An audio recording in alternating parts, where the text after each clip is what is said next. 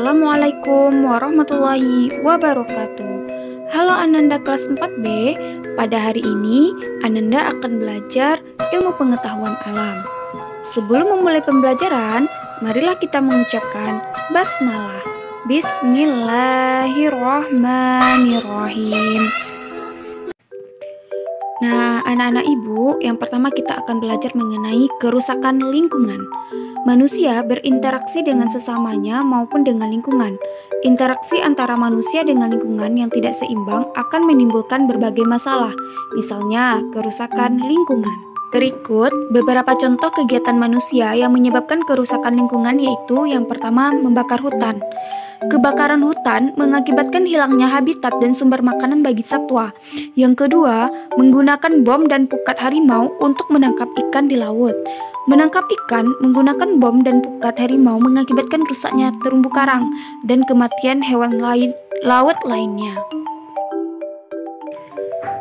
Nah, selanjutnya Ananda kita akan belajar mengenai bagian-bagian tumbuhan. Tumbuhan memiliki beberapa bagian. Setiap bagian tumbuhan memiliki fungsinya masing-masing. Nah, Ananda, kita akan melihat bagian tumbuhan yang pertama, yaitu akar. Akar merupakan bagian tumbuhan yang tertanam di dalam tanah atau beberapa ada di atas permukaan tanah. Adapun jenis-jenis dari akar, yaitu jenis akar yang pertama yaitu akar serabut. Akar serabut dimiliki oleh tumbuhan biji berkeping satu. Akar serabut berbentuk seperti serabut dan berukuran kecil. Contoh tanamannya yaitu tanaman padi dan tanaman jagung. Selanjutnya, jenis yang kedua yaitu akar tunggang. Akar tunggang dimiliki oleh tumbuhan biji berkeping dua.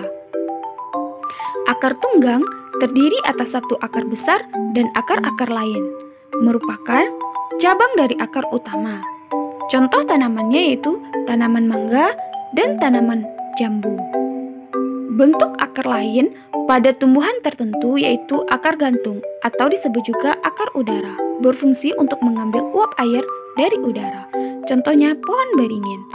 Selanjutnya akar napas, berfungsi untuk bernapas dan mengeluarkan zat tertentu seperti garam. Contohnya pada pohon bakau jenis api-api. Itu adalah bentuk akar lain pada tumbuhan tertentu. Nah, Ananda, jenis akar selanjutnya yaitu akar papan atau disebut juga banir, berfungsi untuk membantu tegaknya tumbuhan. Contohnya akar pohon kenari dan pohon randu. Selanjutnya yaitu akar tunjang, berfungsi untuk penahan tumbuhan agar tidak roboh. Contohnya akar pohon bakau dan akar pandan. Nah, Ananda, selanjutnya kita akan masuk kepada fungsi akar secara umum. Adapun fungsi akar yang pertama menyerap air dan zat hara dari dalam tanah. Yang kedua, menguatkan berdirinya tumbuhan pada tempat tumbuhan. Yang ketiga, tempat menyimpan cadangan makanan. Nah, Ananda, kita masuk kepada bagian yang kedua yaitu batang. Batang merupakan bagian tumbuhan yang berada di atas tanah. Adapun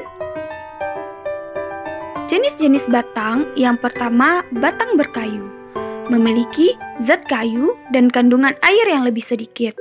Contohnya pohon jati, pohon mangga, dan pohon beringin. Adapun jenis batang yang kedua yaitu batang basah dan berongga. Batang basah dan berongga bertekstur lunak karena mengandung lebih banyak air dan udara. Contohnya bayam, pohon kacang, jagung, dan bambu. Nah, fungsi dari batang secara umum yang pertama, menyalurkan air, zat hara, dan zat makanan ke seluruh bagian tumbuhan. Yang kedua, tempat tumbuhnya daun, bunga, dan buah. Yang ketiga, tempat menyimpan cadangan makanan atau pada beberapa jenis tanaman tertentu, misalnya tanaman tebu. Nah, Ananda, adapun bagian tumbuhan yang ketiga yaitu daun. Daun merupakan bagian tumbuhan yang berbentuk lembaran dan tumbuh pada cabang-cabang batang. Adapun jenis-jenis daun dibedakan berdasarkan tulang daun. Yang pertama tulang daun menyirip, tulang daun menjari, tulang daun melengkung, dan tulang daun sejajar. Nah, ini adalah contoh gambar dari tulang daun tersebut. Ananda, adapun fungsi dari daun secara umum yaitu sebagai tempat fotosintesis.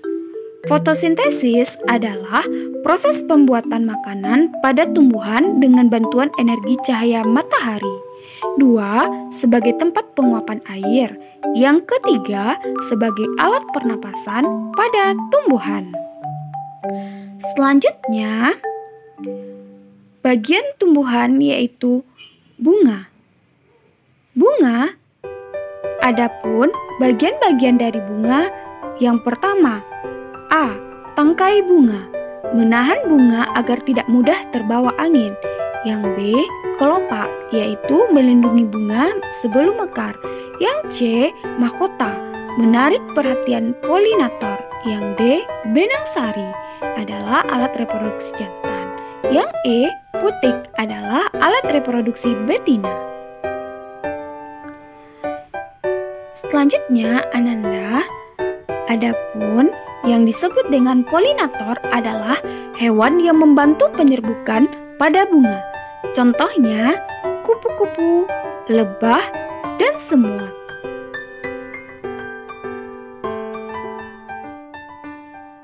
Nah, Ananda, adapun bagian tumbuhan selanjutnya yaitu buah dan biji.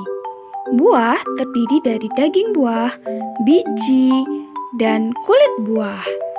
Buah merupakan bagian tumbuhan hasil dari perkembangan bunga. Putik yang telah diserbuki oleh serbuk sari akan berubah menjadi biji. Biji ini nantinya akan ditutupi oleh daging buah. Nah, Ananda, selain dari penjelasan Ibu tadi, Ananda juga bisa membaca di dalam buku LKS halaman 6 dan 14.